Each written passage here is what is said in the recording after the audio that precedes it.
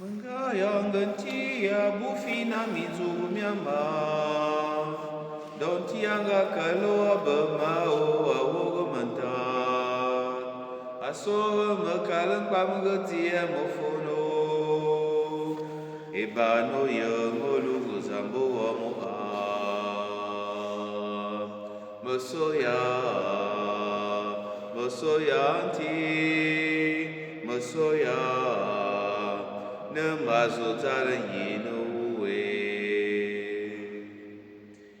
Chers frères et sœurs, loué soit Jésus-Christ. Amen. Nous célébrons aujourd'hui le deuxième dimanche du temps ordinaire, année A.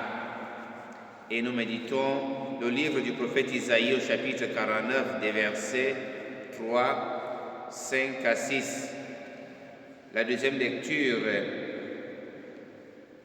tiré de la lettre de Saint Paul, l'apôtre aux Corinthiens, de la première lettre de Saint Paul, l'apôtre aux Corinthiens, au chapitre 1, des versets 3 à 4, et l'évangile de Saint Jean au chapitre 29, de chapitre 1, des versets 29 à 34.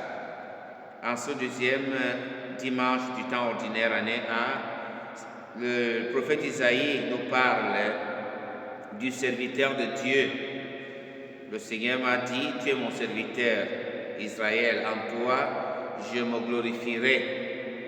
Et la Bible appelle serviteurs de Dieu ceux qui sont entrés avec lui dans une profonde communion.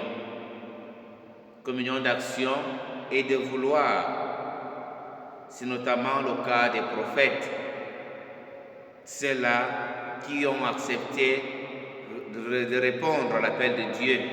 Ceux qui ont accepté de devenir des messagers de Dieu. Le prophète est serviteur. Et cette deuxième partie du livre d'Isaïe présente ce personnage mystérieux. Son rôle est double. D'une part, ramener à Dieu son peuple, ce qui implique à la fois un grand mouvement de conversion et de retour de l'exil en Palestine, et d'autre part, appeler tous les peuples à la connaissance du vrai Dieu. Donc, voilà ce que nous, par notre baptême, sommes prophètes, voilà ce que nous devons faire. Ramener vers Dieu son peuple et d'autre part, appeler les peuples à la connaissance de Dieu.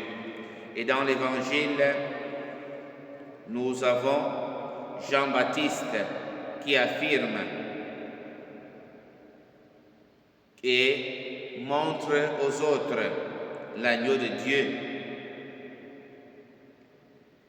Quand Jean-Baptiste affirme qu'il ne connaît pas son cousin Jésus, il parle de la connaissance de son mystère.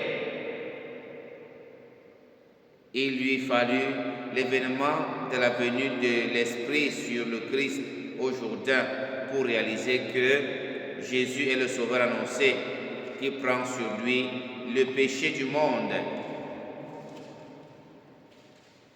pour l'enlever, qu'il est le Fils de Dieu qui, bien qu'arrivé après Jean sur la scène de l'histoire, existe avant lui parce qu'il est de toute éternité, qu'il est celui qui peut donner aux hommes la vie de Dieu et en leur communiquant l'Esprit.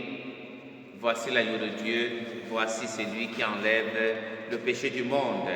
Et Jean démontre par là un grand signe d'humilité en indiquant Jésus, comme nous l'avons appris dans la première lecture, le serviteur.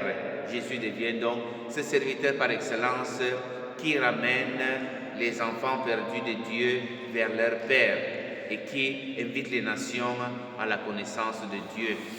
C'est pour ça que le psaume nous a dit « Me voici Seigneur, je viens pour faire ta volonté ». Que cette volonté du Seigneur devienne la volonté de chacun de nous de travailler comme prophète et annoncer avec Jésus que le royaume de Dieu est proche. Bon dimanche à toutes et à tous. Loué soit Jésus-Christ. Amen.